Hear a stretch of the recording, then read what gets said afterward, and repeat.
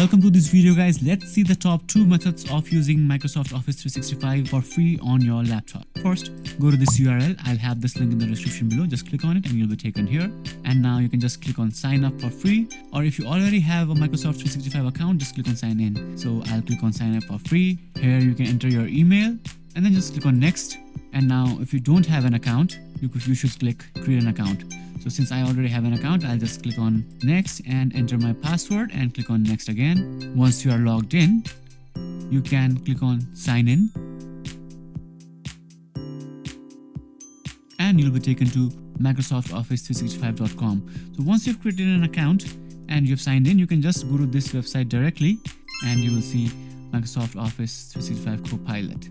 Here you can use Excel, Word, PowerPoint, Outlook for free, but you will need an internet connection. So this is the first method to use Microsoft Office 365 for free. Now the second method is press your Windows key and type Microsoft Store and click on Microsoft Store.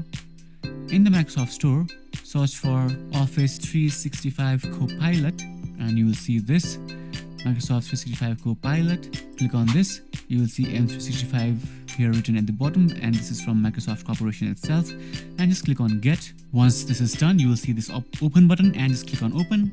Just click on this next tile. As you can see, you will see this you are using the free version of Microsoft 365. And now click on this done button here.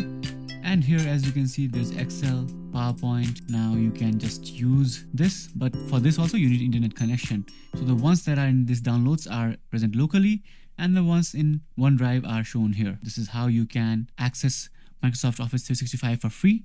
If you have any questions, let me know in the comments below.